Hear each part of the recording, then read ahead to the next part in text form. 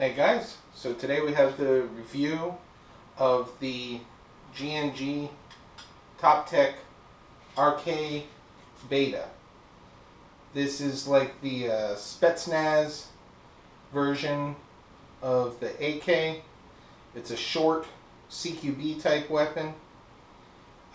This is made by G&G. The gun, for the most part, is full metal. I'll tell you about all the pieces which are metal and which are not.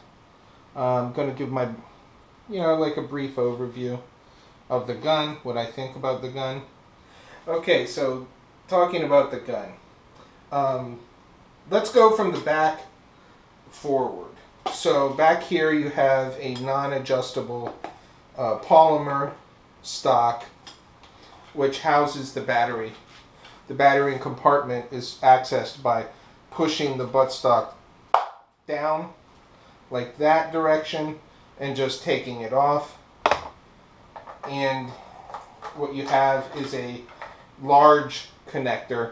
So I've got an adapter so it goes to a small connector.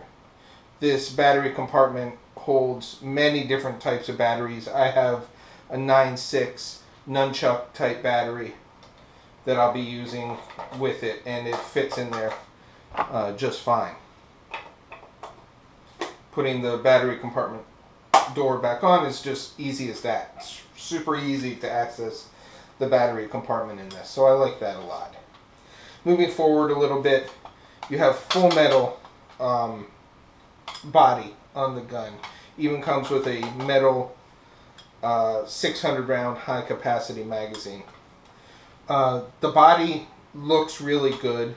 It has a lot of detailing in it. The fire selector switch is here and has very positive clicks, not sloppy at all. Very positive, feels really good. If you do access the dust cover here, it has normal AK access here in the back, that button. There's no real reason to access that. You'll see the gearbox in there. You'll see the pneumatic blowback. This has pneumatic blowback. You'll see that functionality in there, but not really much reason to go in there. Up here, you do have the charging handle, which reveals the hop-up chamber. It's the standard AK sliding hop-up. You can see the noise it makes, and this does have pneumatic blowback. So we'll go out and we'll fire it in a minute, and you'll get to hear that. I just wanted to mention that the dust cover up here, the upper part of the gun, you can't probably see it in the video very well, but it almost has like a distressed look to it. Almost like it's, not like it's been used, but definitely like a distressed type look to it. It doesn't look like perfect, a perfect piece of new metal. And I don't attribute that to, this gun coming used or anything like that. I just think it's kind of the look they went with, which looks pretty cool on an AK. An AK with a distressed, weathered look is real nice. Okay, up into the front of the gun, you have lots of rail space.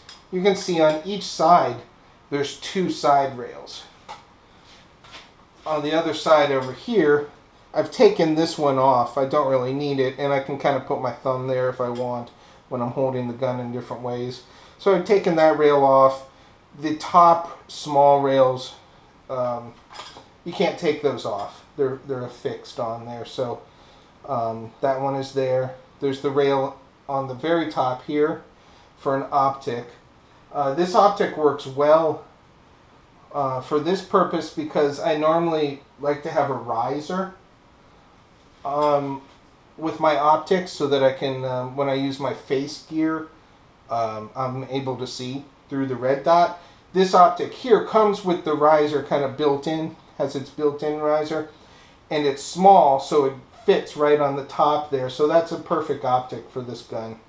and then you can see on the bottom it has a small rail there, but you know, just large enough to be able to hold a vertical grip. Other than that, it does have a sling point back here at the rear of the gun. Your standard AK mag release. Clicks in really nice. Has some wobble. Just because this magazine is so huge, and maybe that's why.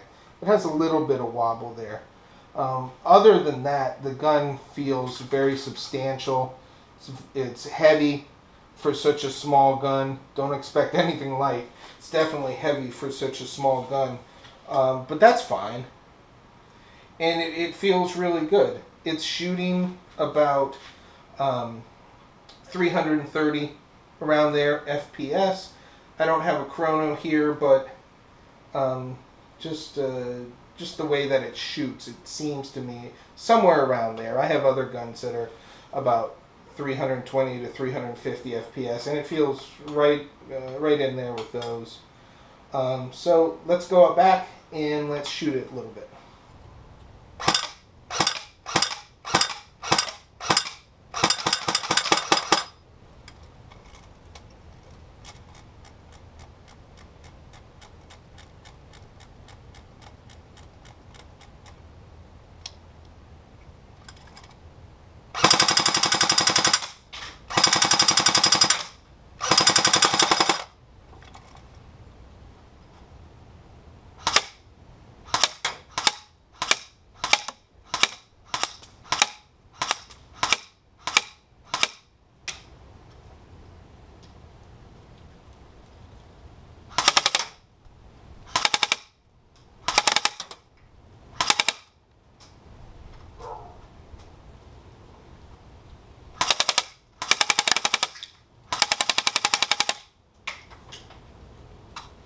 So my final thoughts on the G&G RK Beta.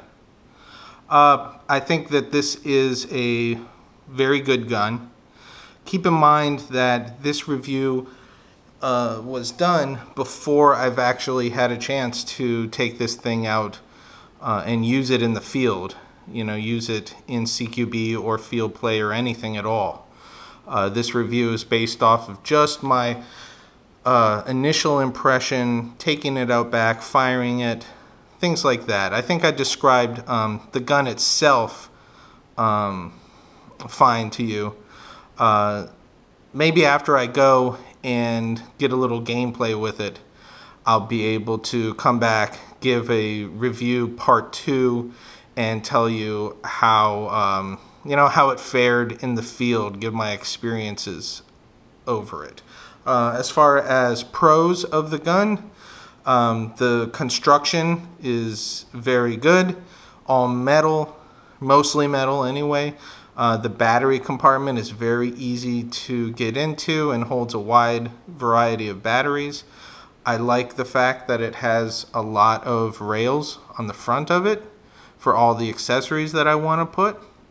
It's an AK, so it holds a nice, large, high-capacity magazine, if that's your thing. And the pneumatic blowback and the sound that that blowback makes is really intimidating and really cool. So, if that's the kind of thing you're going for, if you're not going for stealth, then this is pretty fun to use. And that's what this gun really is all about in my eyes. It's something that's fun to use, something that's not your typical M4 or MP5. It's something different. Where I play, you don't see a whole lot of AKs. You'll see one every once in a while, but every once in a while I like to take out something unique, something different than what everybody else is using. So as far as cons of the gun, that front threaded piece on there, which is an odd size, I don't know what I'm going to do with that. As of right now, I cannot attach any kind of mock silencer on there, which I would like to put one on. But without the silencer, it's, it's smaller, it's more adept at doing CQB games. So it's okay that there's nothing on there on the front end, but that is an odd piece. I haven't run into it before, so that could be a con for some people. Also, I suppose the weight of it could be a con for people. It is a very heavy gun.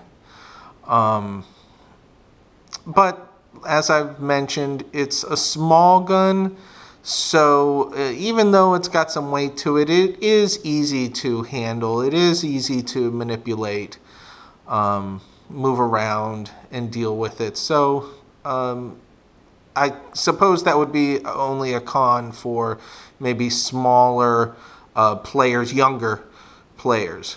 Another thing that might be a con for people, and I guess this is, would I recommend this gun? Do I think it's a good value?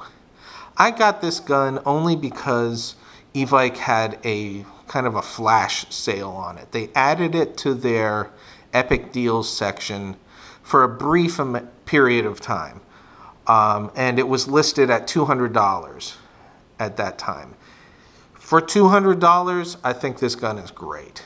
But normally, this gun goes for $320. And it's listed on their website right now at $320, and you'll find that price is pretty typical for this gun.